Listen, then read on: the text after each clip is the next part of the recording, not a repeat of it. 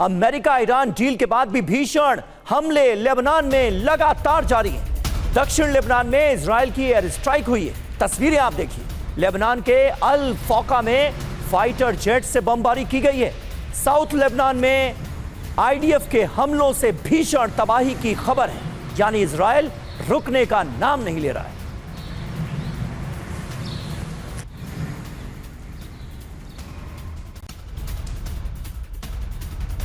और अब south Lebanon की ही एक और तस्वीर आपको दिखाने जा रहे हैं। यहां पर हिजबुल्लाह की एक साइट को तबाह कर दिया गया। हिजबुल्लाह के 4 लड़ाके इसी हमले में मारे गए। हिजबुल्लाह के गढ़ में ड्रोन स्ट्राइक की है इजराइल ने। धमाके के बाद पूरी इमारत जमींदोज हो गई। इमारत से धुएं का गुबार उठता नजर आ रहा है।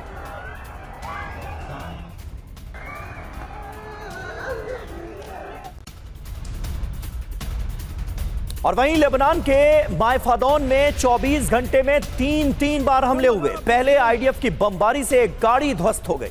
रेस्क्यू ऑपरेशन शुरू हुआ और इस दौरान फिर बमबारी हो गई। आईडीएफ के हमलों में कई लोगों की मौत हुई है।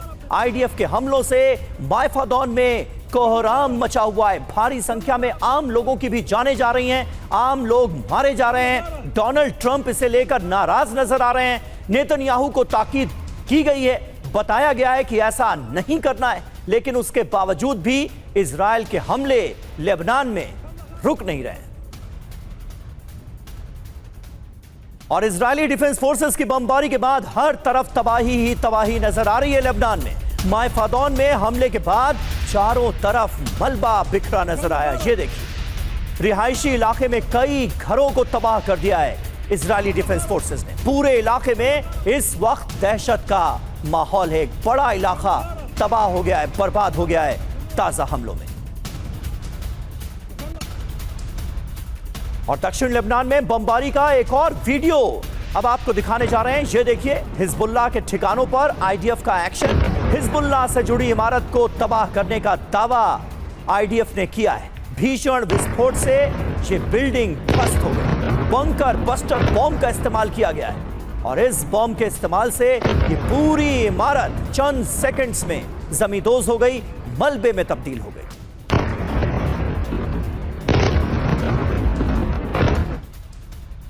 और आईडीएफ पर हिजबुल्लाह के जवाबी हमले। हिजबुल्लाह ने बैक टू बैक रॉकेट दागे। डिफेंस सिस्टम से रॉकेट हमले नाकाम कर दिए गए। हिजबुल्लाह के रॉकेट हवा में ही ध्वस्त कर दिए इजराइल ने।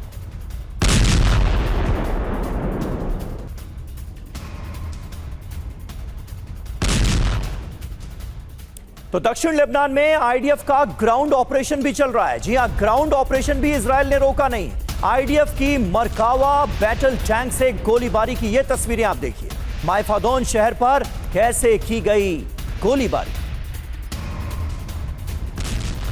ये तस्वीरें आपको दिखा रहे हैं। किस तरह से मायफादौन शहर को निशाना बनाया गया है। एक के बाद एक लगातार धमाके हुए हैं। साउथ लेबनान का यह इलाका है जहां पर Israeli defence forces ground operation को आगे बढ़ाती नजर आ रही हैं। यानी ना हवाई हमले रुके हैं, ना इजराइल ने अपने ग्राउंड ऑपरेशन को लेबनान के अंदर खत्म किया है।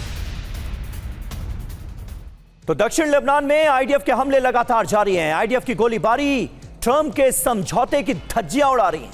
ऐसे में ट्रंप की डील पर संकट मंडराने लगा है और लेबनान पर इजराइल का प्रहार तब भी जारी है। Lebanon under attack.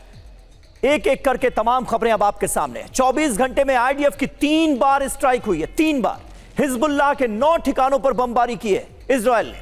IDF Hezbollah में कई फ्रंट पर इस वक्त जंग चल रही है। नेतन्याहू धमकी क्या दे रहे हैं, यह देखिए आप। ऑपरेशन जारी रहेगा।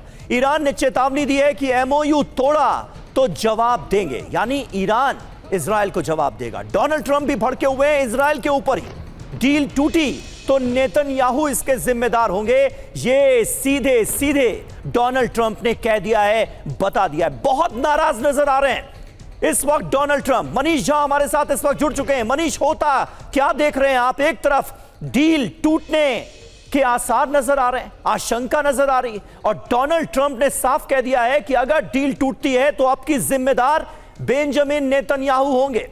ट्रंप के कहने के बावजूद भी रुक क्यों नहीं रहे नेतन्याहू? देखिए, दो बातें हैं। पहली बात तो ये कि प्रेसिडेंट ट्रंप को ये लगता है कि उन्होंने एक बहुत महान ऐतिहासिक काम किया है और इस डील को कर रहे हैं वो। हाँ। और ऐसी स्थिति में बेंजामिन नेतन्याहू कहीं उनकी सारी मेहनत पर पानी ना फेर दे। और दूसरी बात यह है कि उनको इस बात का डर भी है, वो इसलिए क्योंकि पिछले हफ्ते जब ईरान की तरफ से हिजबुल्लाह पर उनको बचाने के नाम पर ईरान ने जब इजराइल पर अटैक किया, तब प्रेसिडेंट ट्रंप ने नेतन्याहू को कॉल किया था और कहा था कि आप अटैक मत करो। बल्कि उन्होंने ये भी दलील दी थी कि क्या हुआ कि ईरान ने 20 मिसाइल मारे हैं, कोई मरा तो नहीं। लेकिन नेतन्याहू ने उनकी एक बात भी नहीं सुनी थी। और अब जिस तरीके से नेतन्याहू, उनकी कैबिनेट के लोग और इजराइल की तरफ से बार बार ये कहा जा रहा है कि अगर हम पर हमला हुआ तो हम छोड़ेंगे नहीं, फिर हम जवाब देंगे,